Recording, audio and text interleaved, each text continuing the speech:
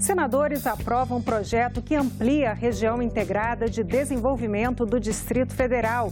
Aumentos frequentes nos preços dos combustíveis ganham destaque no plenário. Editada a medida provisória que acaba com o Fundo Soberano. Destaques desta edição do Senado Notícias.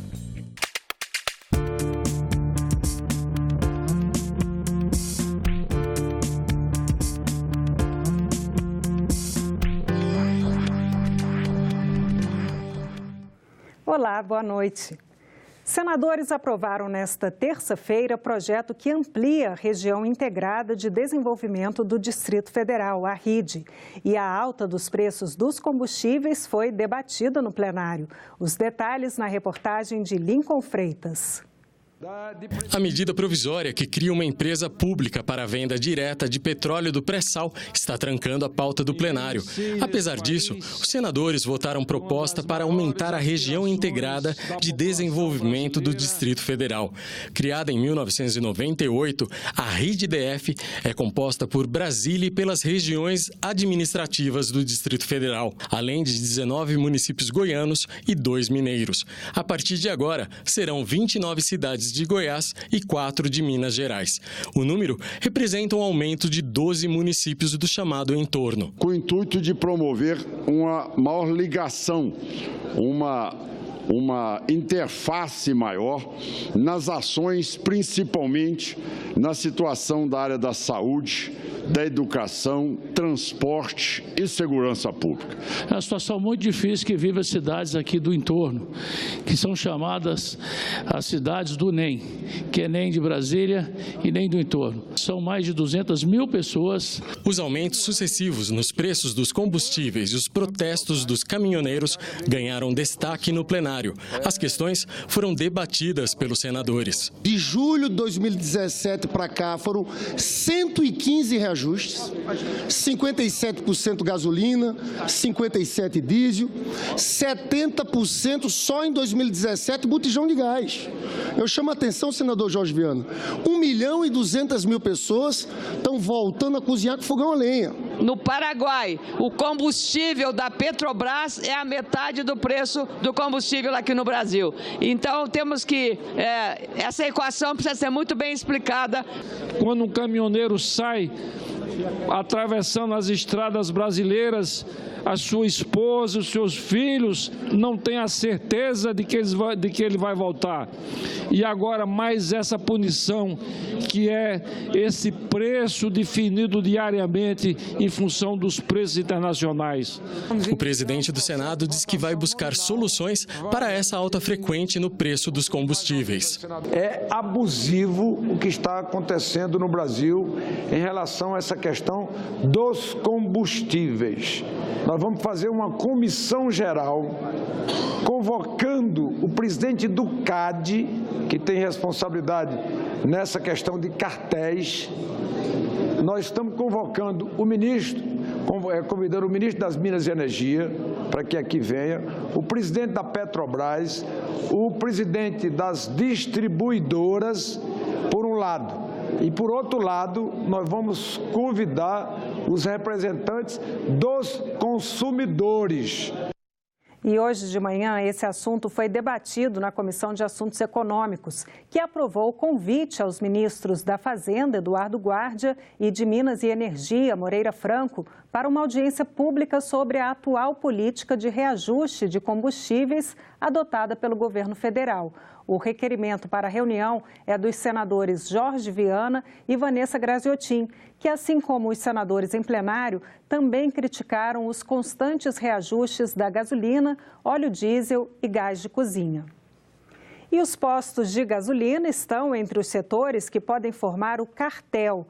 Muitos já ouviram falar, mas pouca gente sabe o que é um cartel. Nós vamos entender agora um pouco mais sobre o tema na reportagem de Soraya Mendanha.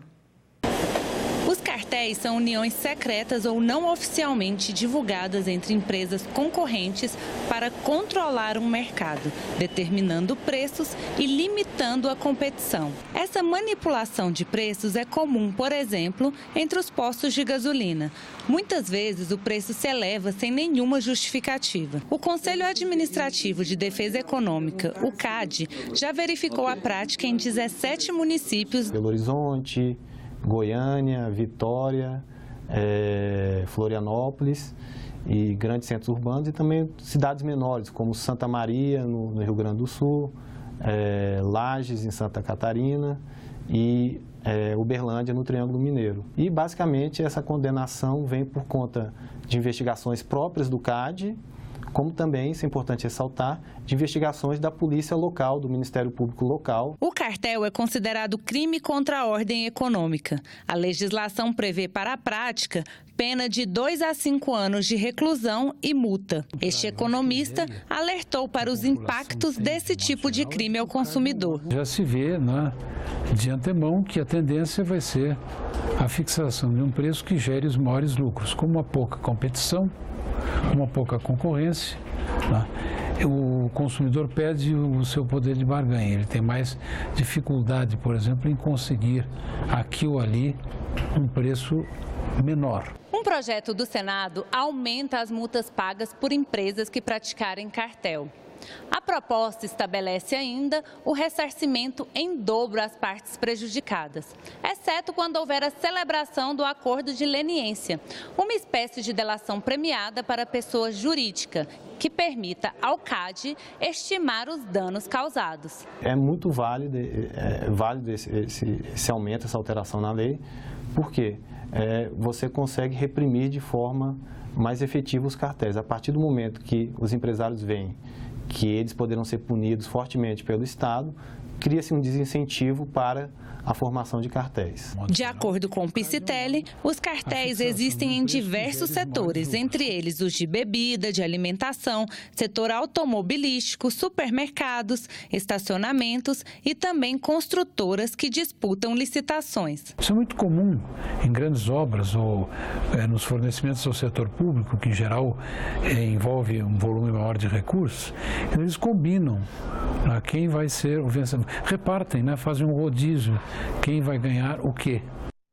Para fazer denúncias sobre a existência de cartéis, você pode acessar o site do Conselho Administrativo de Defesa Econômica. O endereço é cad.gov.br. Basta acessar o ícone Clique Denúncia na página inicial. O presidente Michel Temer editou medida provisória acabando com o Fundo Soberano. A MP foi publicada hoje no Diário Oficial e ainda não foi oficialmente encaminhada ao Congresso Nacional. Câmara e Senado terão 120 dias de prazo para aprovar a medida, antes que ela perca a validade. O Fundo Soberano foi criado em 2008 para funcionar como uma espécie de poupança para ser usada em momentos de crise. Desde 2016, o governo vem resgatando cotas do fundo e transferindo para a conta única do Tesouro. Foram retirados 26 bilhões e meio de reais. Hoje, o Fundo Soberano tem cerca de 500 milhões em caixa. A medida provisória publicada nesta terça-feira no Diário Oficial da União acaba com o Fundo Soberano. De acordo com o texto, os recursos do fundo serão usados para o pagamento da dívida pública. A intenção do governo é usar o dinheiro do fundo para garantir o cumprimento da chamada regra de ouro das contas públicas, que impede que as dívidas superem as despesas com investimentos. Eu vejo com bons olhos toda medida que pretender diminuir o saldo devedor dessa dívida, porque quanto menos capital a gente deva, menos a gente vai pagar de juro. E isso vai sobrar para investir na saúde, na infraestrutura. Não faz mais sentido ter o Fundo Soberano. Nós temos outras sistemáticas de recursos, nós temos uma reserva externa de 380 bilhões de reais, portanto, muito recurso, e nós temos, aliás, 380 bilhões de dólares, e, portanto, temos toda a condição de dar respaldo às contas internacionais. O Fundo Soberano foi criado com a ideia de proteger o país, no caso daquilo que se chamava doença holandesa, excesso de exportações e uma desvalorização do dólar, ou seja, uma valorização extrema do real. O caso hoje é o oposto. A oposição criticou a edição da MP. Eles estão acabando definitivamente o Fundo Soberano para pagar dívida. É um descontrole total da economia do Brasil. Agora, para onde estão indo esses recursos que estão faltando no caixa do governo? Ninguém sabe. Eliminar uma poupança que o país tem feito ao longo do tempo para situações emergenciais e utilizar isso diretamente no pagamento, no abatimento da dívida, é como enxugar gelo. Não dá para deixar aquilo que não é apenas uma reserva emergencial, que é a própria garantia da estabilidade econômica do Brasil, ser exterminada e utilizar esses recursos para fazer lá os interesses do capital internacional. 518 anos após a chegada dos portugueses, o Brasil pouco sabe dos povos que já moravam aqui. A Comissão de Direitos Humanos do Senado recebeu lideranças indígenas de todo o país e ouviu um verdadeiro desabafo. No programa Em Discussão desta noite, eles falam que estão fartos da violência, do racismo e da indefinição sobre a questão das terras. Ainda reclamam que são invisíveis para a maior parte dos brasileiros. Oi, pessoal. A gente veio aqui no Memorial dos Povos Indígenas gravar esse programa. Foi aqui na área externa que milhares de indígenas vieram em abril pressionar pelos seus direitos. Para que tanta terra para poucos indígenas? Aí eu questiono, para que muitas terras para um fazendeiro? Agro é pop, agro é tudo. Agro é uma desgraça. Nós somos gente, nós somos seres humanos, nós temos anseios e nós temos perspectivas. Lideranças indígenas, antropólogos e indigenistas participaram de audiência pública na Comissão de Direitos Humanos do Senado. Eles pediram mais autonomia e menos preconceito e querem que o Brasil os conheça melhor. Dá uma olhadinha daqui a pouco no Em Discussão.